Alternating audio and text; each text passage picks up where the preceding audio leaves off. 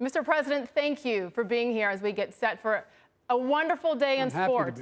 Opening day for America's national pastime. So as thankful as we are to have baseball starting on time this year, we are obviously still in the rollout phase of the COVID-19 vaccine, and that affects teams and fans, everybody. So, Mr. President, how do you envision this season going with so much up in the air still?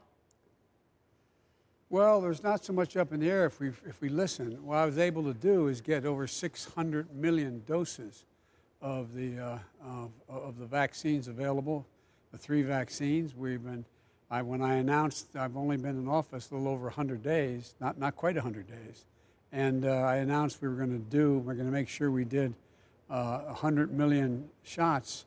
We're going to be up to 200 million. We have 600 million vaccinations available. And so we have enough to begin to vaccinate everybody in the entire United States.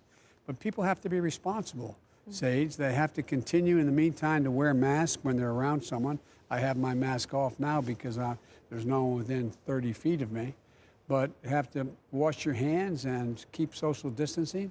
And so it's going to be a little while. We can't, and some people think they're being tough guys, not wearing masks. Well, guess what? They're hurting themselves and other people. You have a patriotic duty to protect the people around you. But God willing, the way the vaccines are getting out now and the way we're working, I think we ought to be able to, as I set a goal, that by the 4th of July, I'd be able to at least have a small barbecue in the backyard with family. And by the time we get into the fall, hopefully things are moving. I don't think early in the baseball season that's going to happen, though. Well, we're looking forward to all of those days, those barbecues. And when you talk specifically about athletes and fans, many of whom have gotten the vaccine, others looking forward to it, there are people who are hesitant, athletes who are hesitant. So, Mr. President, if you're in a clubhouse or a locker room with those athletes, what would you say to those who are hesitant to get vaccinated? I'd say, look, I'm President of the United States. I got vaccinated. It's not, I don't have an unimportant job. Would I take the vaccine if I thought it was going to hurt me or affect my capacity? Look, we've done an incredible scientific research on the 3 vaccines that we're using now, the J&J, Pfizer, and Moderna, and they work. There's even studies now showing that with the Pfizer, it works on younger people, 15, 16, 17 years old. So we're making progress, but we have to get to the point where enough people have taken the vaccine so you've diminished exponentially the prospect of it being able to continue to spread. I carry in my pocket my schedule, and every single day I have my staff, would I take it out here? Every single day I have my staff list the total number of people who have died as a consequence of this COVID crisis. It's 547,296 people dead. We've got to be more responsible.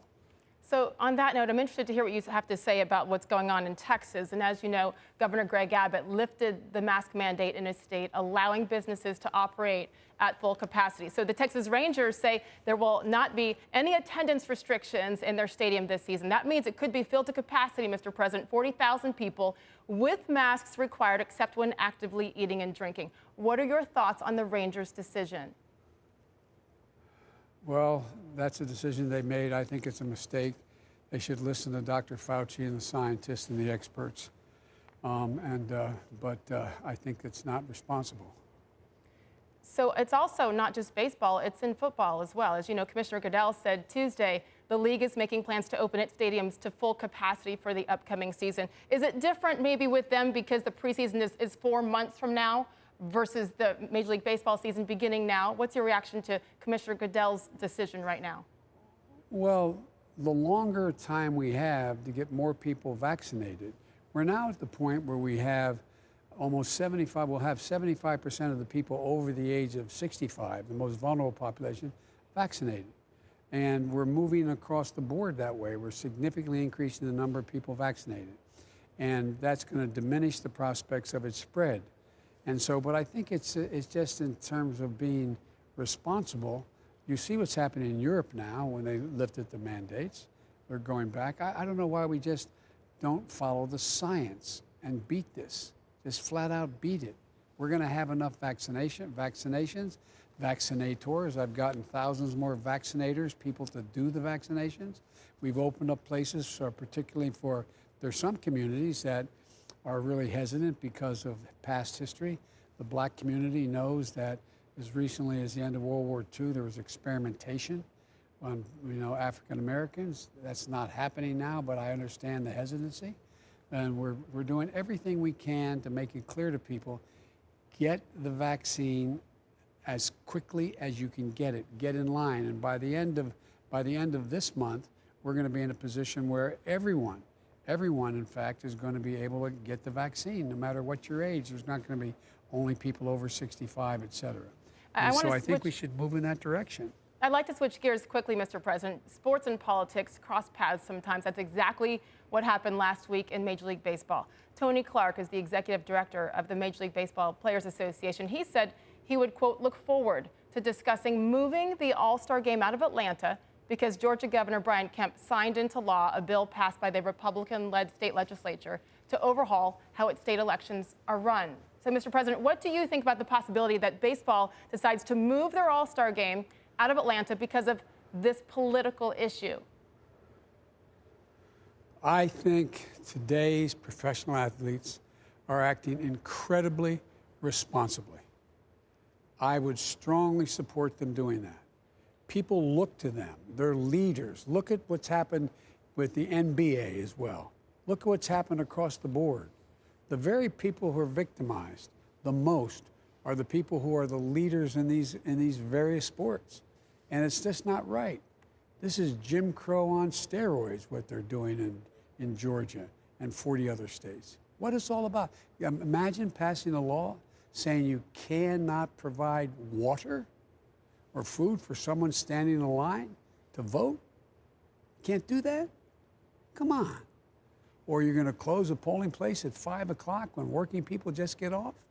This is all about keeping working folks and ordinary folks that I grew up with from being able to vote. If they do decide to move the Major League Baseball All-Star Game, it won't be the first time in professional sports. They moved the 2017 NBA All-Star Game out of Charlotte for political reasons as well. Final question, Mr. President. I know you're a sports fan. I know the First Lady, Dr. Jill Biden, is a sports fan. You're from Scranton, Pennsylvania. She's from Philadelphia. And you've described her as a diehard Phillies fan. I mean, we know how intense and passionate Philly fans are. So can you give us a glimpse when Dr. Biden is watching Phillies games? What is she like? You don't talk to her.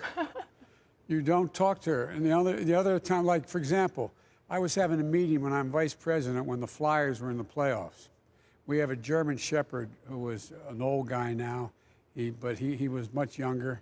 And I'm downstairs with a meeting with the Republican and Democratic leadership trying to work out a deal. And all of a sudden they're, whoa, screaming, coming from upstairs.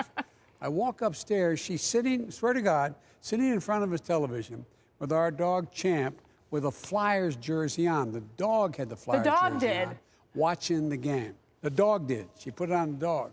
But she is look, Philadelphia fans are incredibly knowledgeable fans, but boy, are they tough. They are really tough fans.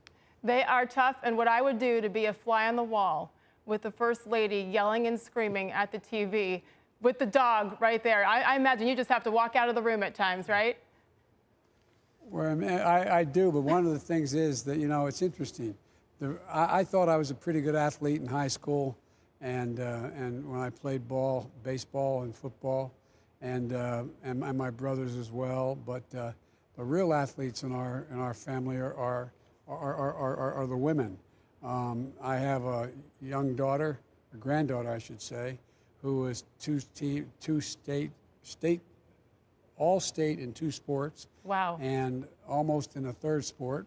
I got all the girls in my family they're really competitive, good athletes. I have a niece who was an All-American, and then just some really, really talented women in my family. So I take the back seat, to the women in my family. Although we know that back in the day, President Biden was getting it done on the football field at the University of Delaware. But I like that you're focusing on the women in your family. Well, they are. I tell you what, and it's about time they get paid, by the way.